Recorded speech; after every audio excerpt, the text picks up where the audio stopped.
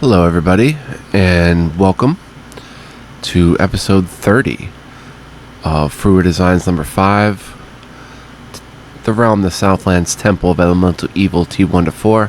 I'm Game God Fluent. A little bit of a choppy intro there. I apologize. I was accidentally deleting Gingy again. Don't want to do that ever. Let's go ahead and begin adventuring. So last time, we got some much needed help from some dudes, and we're going to head back into the temple today. I think we're all ready to go. Let's go ahead and camp real quick and just view everybody. So his taco's still 13. I thought it was 13 before he leveled up. Everything looks good there. He's got that potion of speed. That's interesting. Cyrus now has the shield +1. Doesn't say if it's a large or small shield. It's just a shield. That's interesting. A large shield +1 might be more worthwhile, but we'll take the shield +1 for sure. Okay, she's good. Carlos should have the new bow, as well as the quality short sword. He does. And the ring of invisibility. That's an interesting item.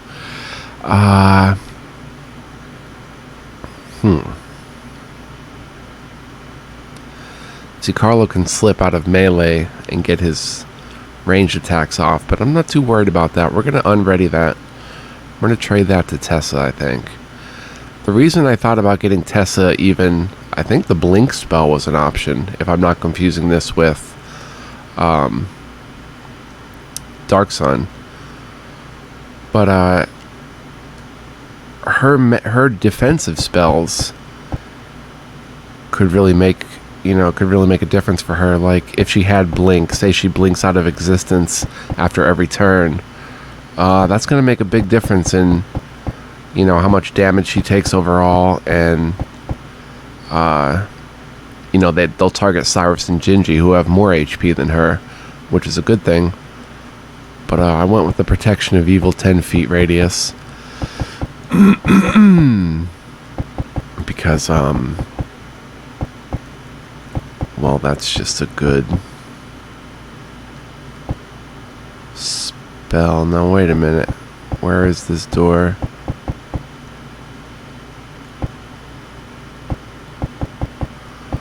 I know there's a sweet shortcut, but I wasn't sure where it was.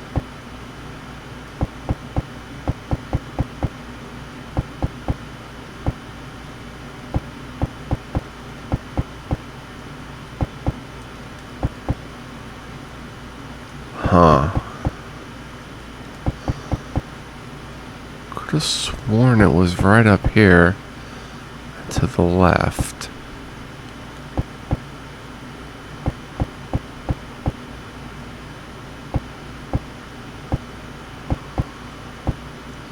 Well, that kind of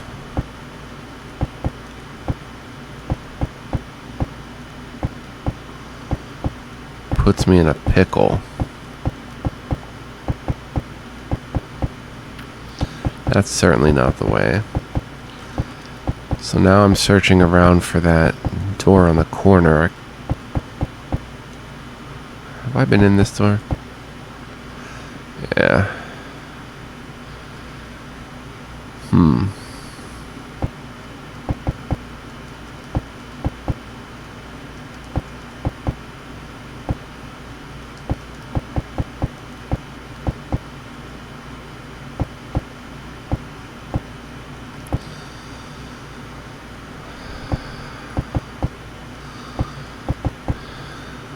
Whoops.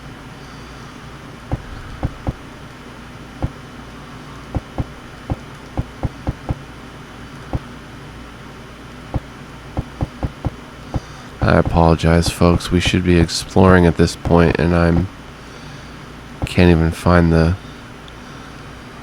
door I went through.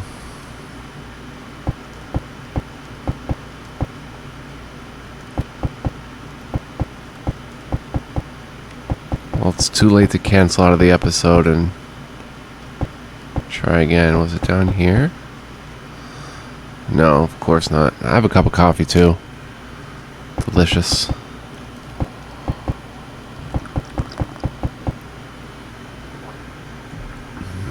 Perhaps it's this way.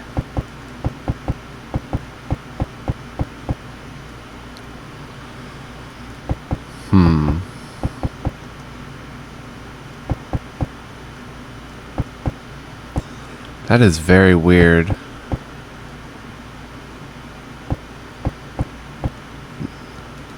Can I go through this door? Must be through doors.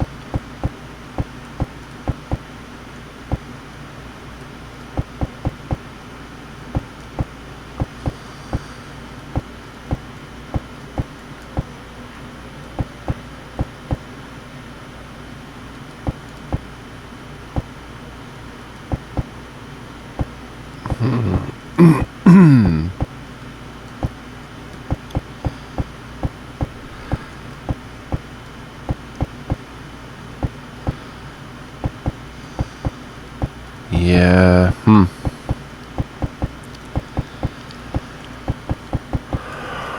I know there was a shortcut somewhere in here.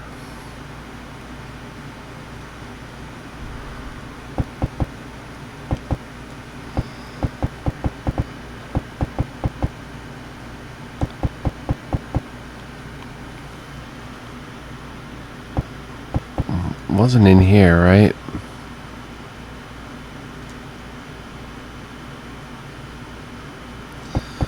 I know it's like close by. Here we are. Beautiful. Found it. Okay, so we only wasted about 25,000 hours finding that. Alright, we're back in the shroom room. Okay. I don't know why Tess is leading the party. Gingy. Let's go ahead and encamp and save as game B. This appears to lead to the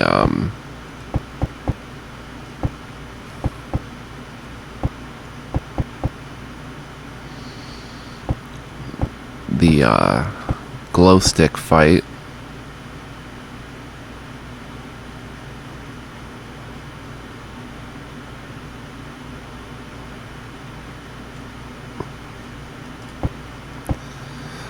The will-o-wisps. Pasture slopes downward to the north. Did we go this way?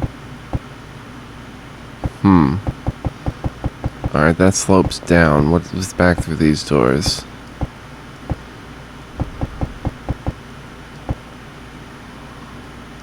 This room, which gave us a +1 battle axe and stuff. Okay, that's will-o-wisp territory. This corridor, thus far unremarkable, drops off. You stand on the brink of an area of 16-foot depth, its sides and floor sheathed in smooth, highly polished bronze. The corridor continues east 20 feet, opening into a chamber likewise adorned. Further progress is possible by using narrow ledges along the north and south walls of the corridor. Each of these ledges is a mere 6 inches wide, or, of course, you may climb down in. A few scraps of trash litter the floor, a bit of cloth, a small bone, and possibly a broken dagger. Your lights reflect well from the mirror-like sheets of bronze. You tie a rope and descend. The chamber is octagonal, its sides and floor still sheathed in polished bronze. The 6-inch wide ledge extends around it at the height of the entry corridor, 16 feet above the floor. In the ceiling, which is cleanly cut from the surrounding rock, are 8 holes, each about 2 inches across, placed to form a circle in the center of the ceiling above the chamber. 2 arched portals near the floor are visible in the north and south walls, each being 6 feet wide and 9 feet tall. A lumbering beast tears out of the portal to the south, raging towards you. I see.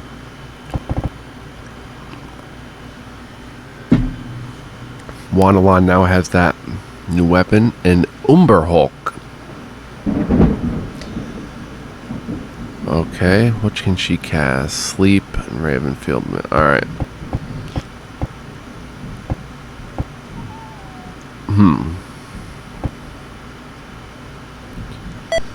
Undo.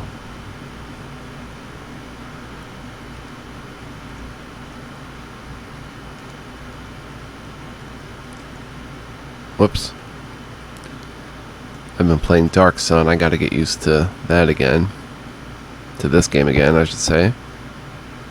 Can't go there. Okay. Oh, what's the range of sleep? I don't want to waste a cast. Let's Alt-Tab out. Check the good old manual.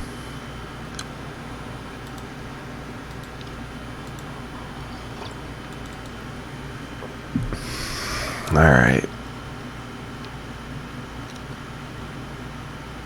Sleep. It doesn't tell you. Targets of 5 or more hit dice are unaffected. And in Umber Hulk, if we look, good thing we checked, is 8 hit dice. These subterranean carnivores burrow through the ground with powerful claws. So, sleep is not an option.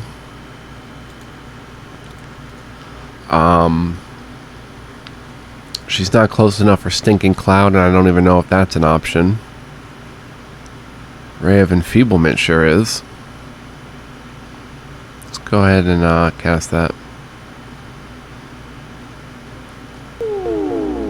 Umber Hulk is unaffected. You're gonna be brave?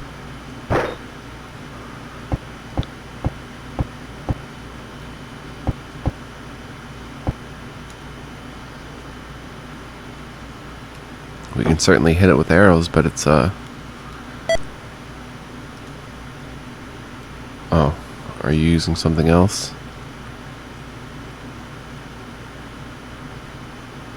Aim. Next. Oh, is he out of range? Okay.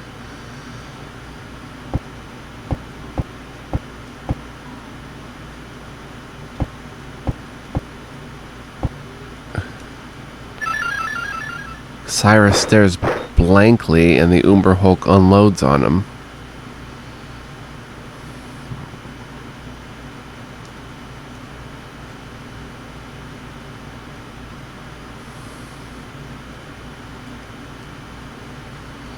Let's go ahead and cast slow on it.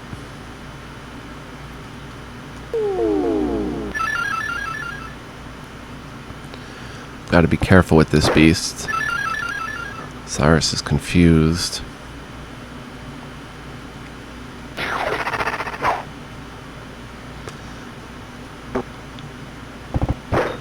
Monolon's in there with his new battle axe. There's some nice hits.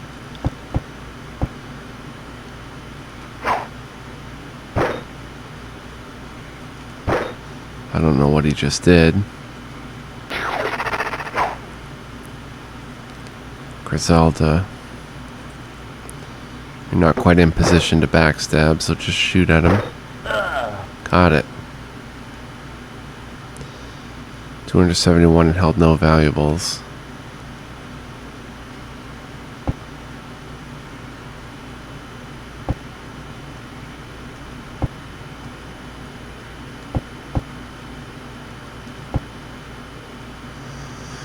Okay, we've got some portals to check out. Let's save this as game C. Through the south archway is a 10-foot cubicle. Its floor is covered with piles of cloth, skin, hides, and furs, creating a nest-like area in the center. A small basin of water on the east wall is fed by a small bronze gargoyle face which spits liquid into the bowl, where a small drain takes away the excess. That's it?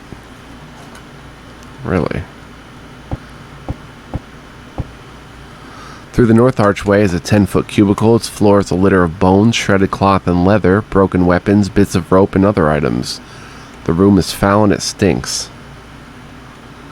Scatter amidst the mess are a few coins of various types.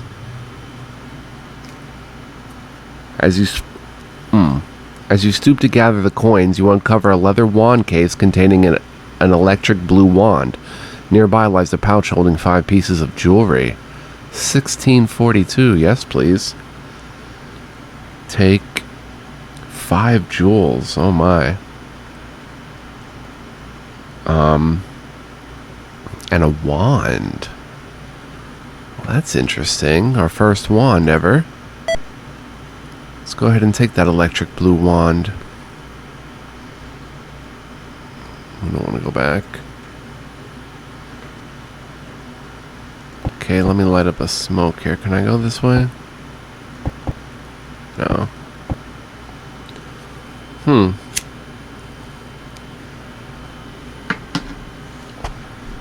So, I mean, like any good adventurers, we have tons of money, which is always good. Let's save this as game D. Well, you climb your rope out of the bronze pit. Okay, so that was just a little side mission.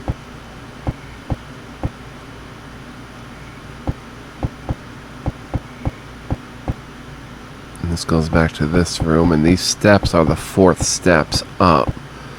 Notice I have given up mapping. I'm just kind of using my memory.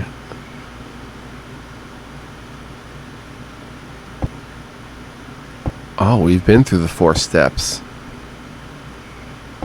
Which were the 4th steps? Have we been through all this?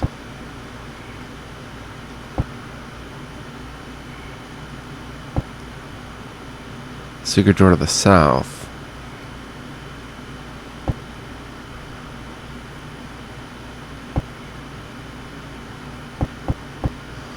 Okay, that just takes us back out here. It would seem a combat with the will-o-wisps is almost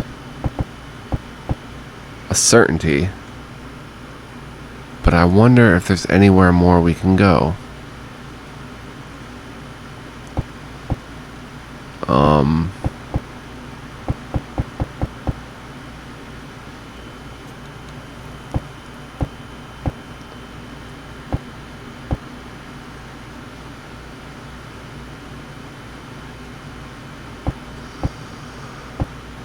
Oh, I guess we can go this way.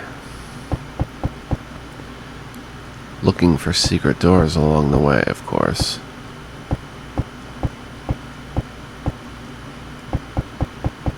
Okay.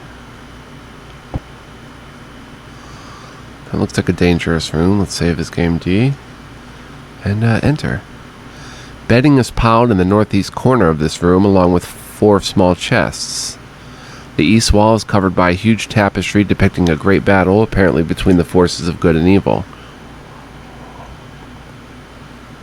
Therein, shining humans and winged humanoids are being blasted to the ground by magical rays issuing forth from the eyes of a gigantic, rotund, wrinkled face. As you take in the sight of the room, creatures move in on you from the shadows. You notice them at the last minute just before they leap on you. Oh boy.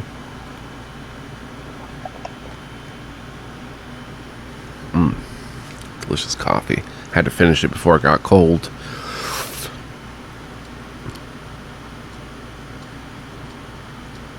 Okay, so there's 2 of them. Okay, let's go get them, men.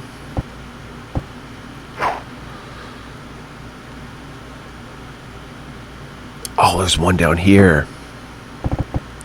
Well, that changes things significantly.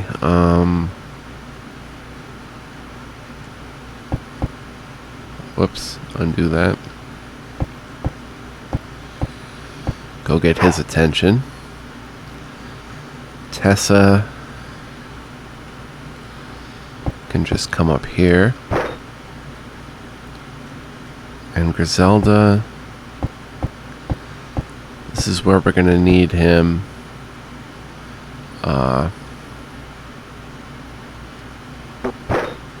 Oh, nice shot. Ooh. Ooh. Go ahead and end your turn. Gingy, you can handle it. Carlo, attack that one. Cyrus, step over here and attack there. Nice. Nice. Griselda, go ahead and get in there and let's try a backstab. Missed.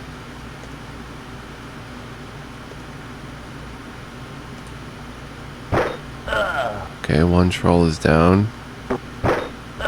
2 trolls are down. Okay. 236 and no valuables. You set the remains of the trolls ablaze. On each you find a leather thong binding a key to its owner. What is with the trolls having keys all over? With the keys taken from the slain trolls, you're able to safely and easily open the 4 chests and mired in their bedding. The chests hold offal and a number of coins and black tourmaline gemstones. 421. We'll take 11 gemstones. Exit. Exit. No. You find that the tapestry covers a locked iron door.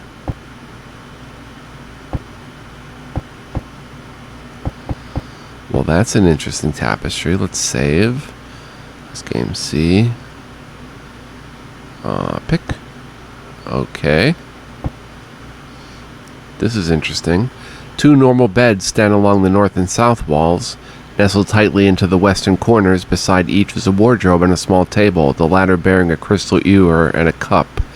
The east wall of the room is dominated by a great brick fireplace with marble mantel, upon which are various knickknacks. Decorative tapestries flank the fireplace on the east wall. Yeah? It's well lit. There's a graphical glitch that's on fire for some reason. Unless it's a candle. The knickknacks on the mantel turn out to be shrunken human heads, religious paraphernalia, carved figurines, and other items of interest to infernal priests. Okay, and that's all we're going to get from that. You find that the southern tapestry conceals an open doorway leading to a neat closet. Okay. Let's see what's in the closet. The clothing of 2 priests is stored here, hanging to either side of the closet. A full-length mirror is mounted on the east wall. 4 pieces of jewelry lie on a shelf attached to the mirror's left edge. An empty shelf is attached on the right. 1257. Cyrus again levels up. We get 4 more jewels. Wow. You find that the shelf on the right side of the mirror will twist. Turning it opens a secret door to the east. Wow. Oh no, don't search. Camp, save. It's game B.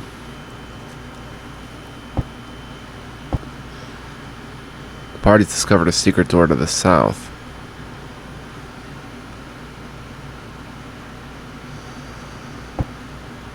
The smell is awful in this chamber, which appears to be the lair of several large humanoids. We'll come back to that. Pick. Bash. The room is well appointed, with tapestries on the walls, furnishings made of ebony and rosewood. The bed stands in the southeast corner, adjacent to a small fireplace in the east wall. A wardrobe stands at the foot of the bed between it and the door. The north wall is filled by a long workbench with bleakers bubbling over small flames, bottles and boxes of various rare substances. On the west wall is an oaken shelf unit, which upon are 3 large and heavily bound books, a group of 12 pieces of assorted jewelry, all bearing a black skull motif, 3 wooden eggs, and 2 platinum medallions. We are in the bowels of this place, and it is paying off richly. On the workbench are various hairs, liquids, and other items obtained from a variety of monsters, though you see nothing of dragons, along with powdered gems, quicksilver, and other components. The small fireplace is often used, but apparently kept tidy.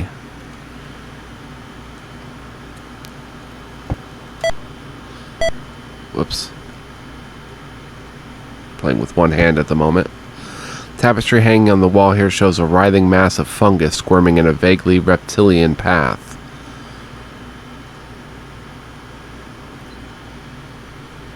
A writhing mass of fungus. You approach the books and find that they are made of a heavy wood, painstakingly painted to look real. Carefully, you avoid these, aware of the trap that must be placed on them. Excuse me. You take the 12 pieces of jewelry. Each is studded with diamond chips and onyx, making the set very valuable indeed. $37.71. Oh my gosh, and they're giving out jewelry. My goodness. Regarding the wooden eggs, you see that they're actually puzzles of a sort. Solving one, you find that it holds a crystal unholy symbol.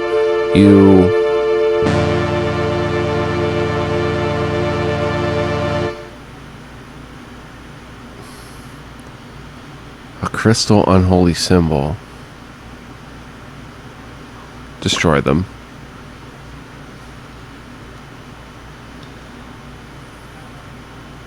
I'm not going to pocket that and have my party be cursed. The wardrobe is stoutly made. Within hang a number of black cloaks sewn with symbols of the flaming eye and the grinning horned skull. Your careful search reveals a secret compartment filled with 6 black sapphires. 214. Alright, now we've got to encamp. View. He's carrying quite a few gemstones and jewels. I guess we can't do much here but save as game C.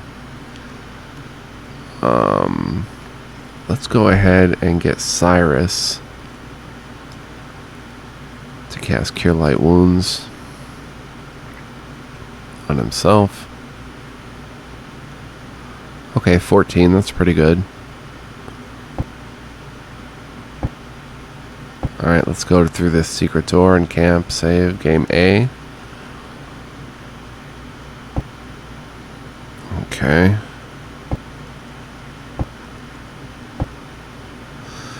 You kick through a heap of revolting bedding, but nothing turns up.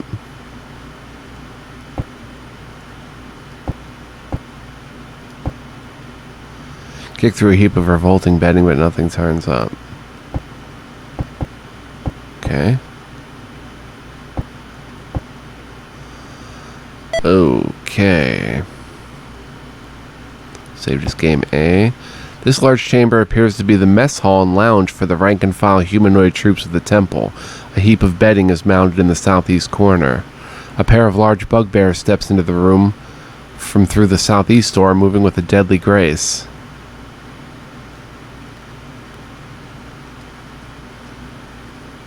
Oh, tougher bugbears for sure.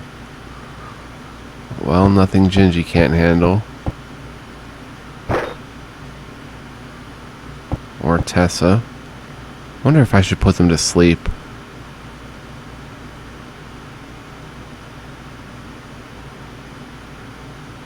You know, just go down and attack. Whoops. I guess I did that from behind. It was a backstab.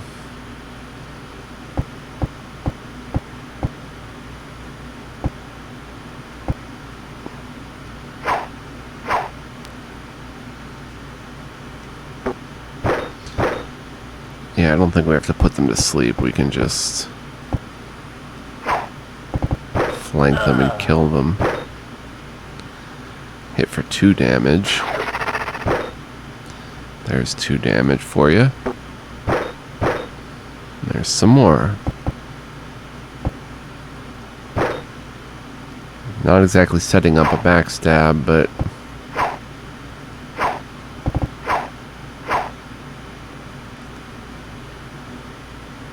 let's try to get a backstab here.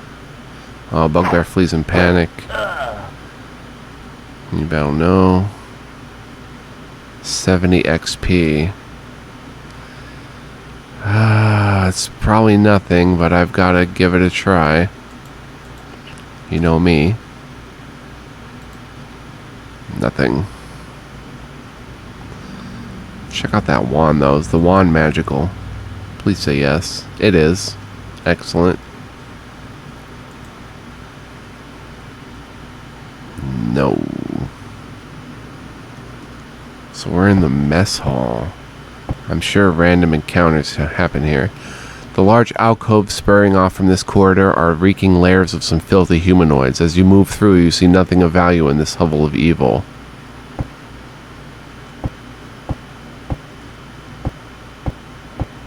Oh my. Save as game B. The ceiling of this room is 15 feet overhead. You see heaps of bedding in the far corner, though nothing of value is apparent.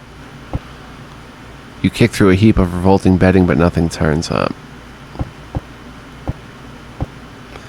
The ceiling of this room is 15 feet overhead. You see heaps of bedding in the far corner, though nothing of value is apparent. You kick through a heap of revolting bedding, but nothing turns up.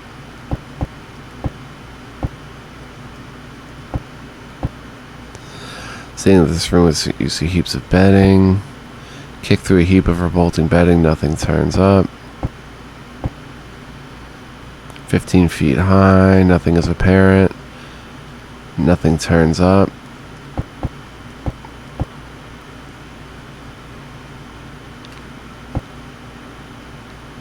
But nothing turns up.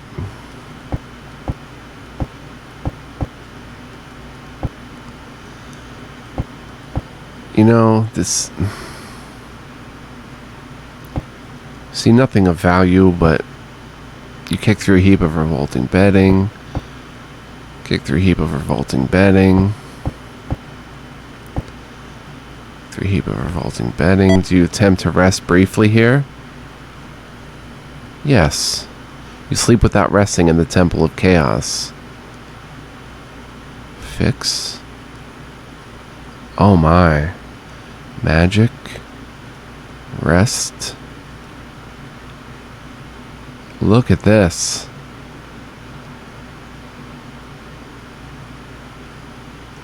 Beautiful. Save that as game A. That is too good. 0. Longbow and 20 arrows, and there's nothing here. It's not magical.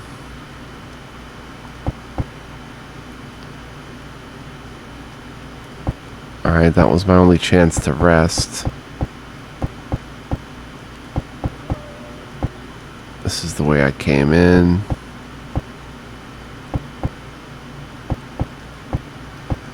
This is the way I go. You find that the tapestry covers a locked iron door. Oh, we back here? We are. Trolls lope to the attack as you step into this large chamber.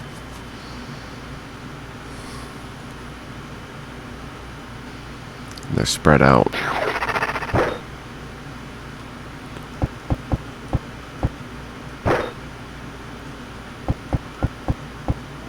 Oops, undo that.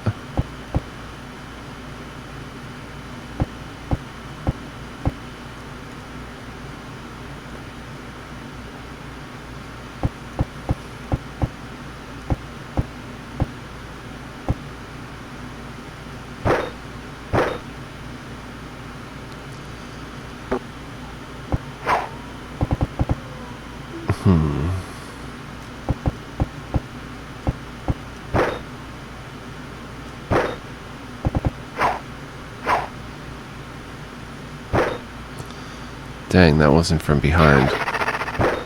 Because Wanalon didn't hit. They have to be hit first. And then you can proceed with the backstab. Come down. Done. Hit. Okay. Now perhaps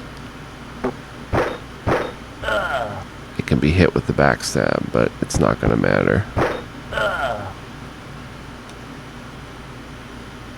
236. From each troll, you take a crude key on a leather thong. Bedding is heaped in the northwest corner of this chamber with 4 small chests among the piles. On the west wall is a huge painted mural depicting a great battle between the forces of good and evil. Therein, shining humans and winged humanoids are being blasted to the ground by blue bolts issuing forth from the fingers of a tall horned humanoid in wizard's garb.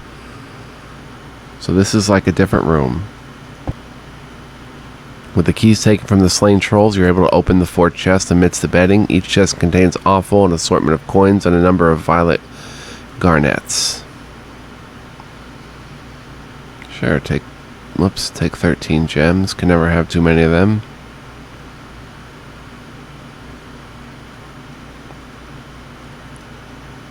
Your careful search reveals that the painting here cleverly disguises a stoutly reinforced iron-bound door in the west wall. Wow, we should really consider Nothing of value remains among the bedding. Consider mapping this place.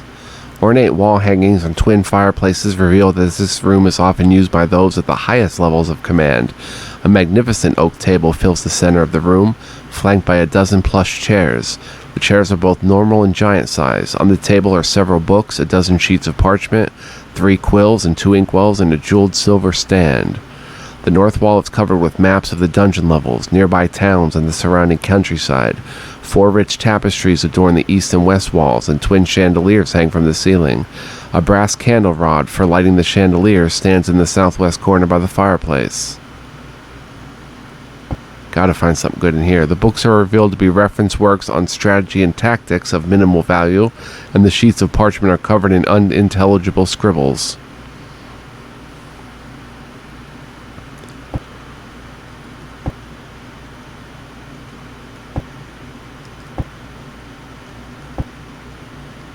A secret door to the north.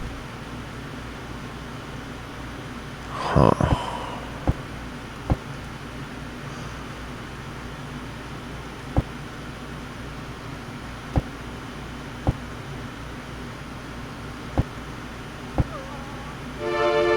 Though only 20 by 30 feet in size, this abode is impressive. The floor is covered with thick rugs, one atop the other.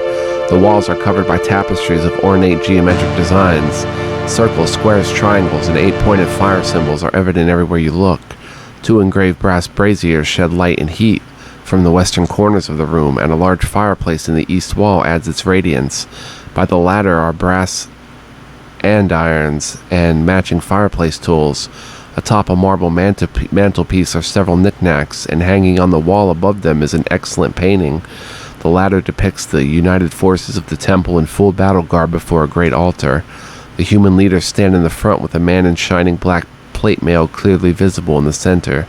Along the north wall are 2 bookshelves, one including a desk in its lower portion. A plush chair before the desk is flanked by a small wooden table. The shelves are filled with books of all sizes.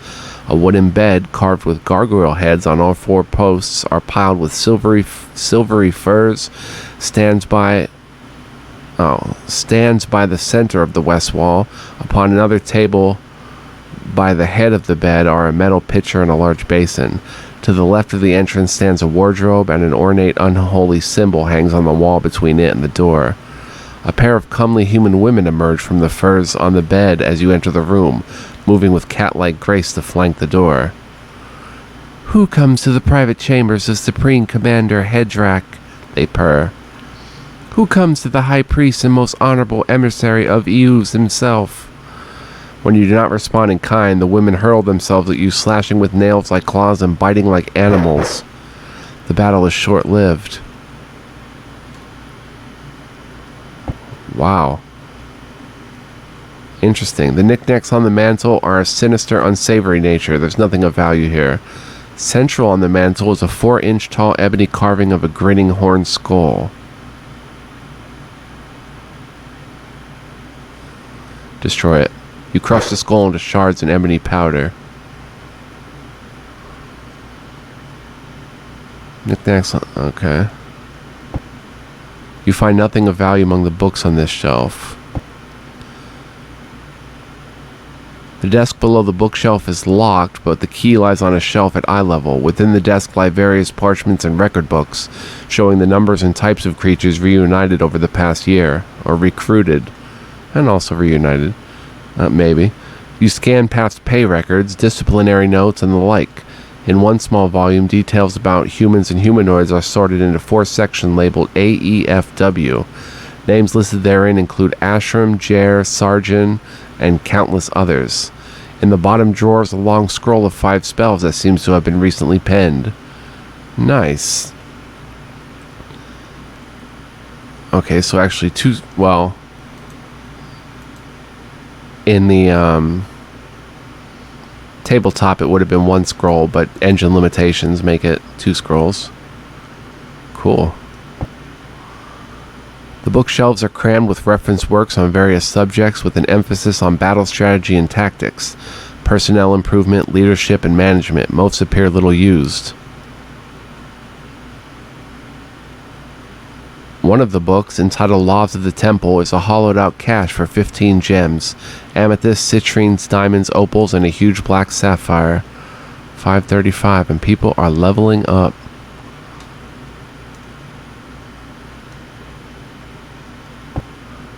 The silvery furs are large and fluffy, too encumbering to haul safely from the dungeon despite their value. In the wardrobe are 5 silk robes, one each of brown, black, gray, green, and red. Upon the breast of each is an embroidered symbol of the golden skull with the horn skull symbol on the back. 5 matching pairs of slippers lie on the floor of the wardrobe.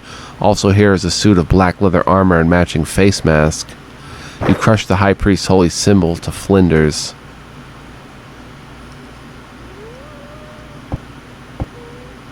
Huh. This is pretty crazy where we're at, man. It's, should I say ladies and gents? We are deep in the bowels of this place.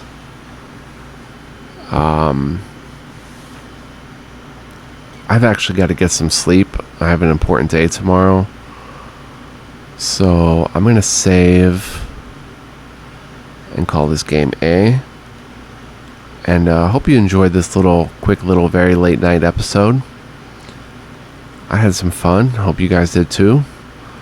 It appears Cyrus, Griselda, Amanda, and Wanalon all leveled up in one way or another.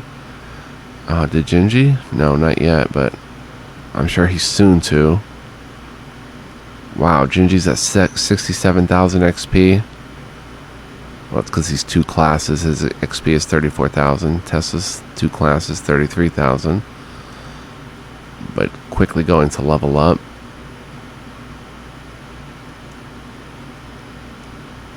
Cool. Very cool. Alright, so thank you for watching. Much love, peace, and joy. And I'll see you guys in the next one. Stay cool, everybody. Hope you're having a good summer and all. So long.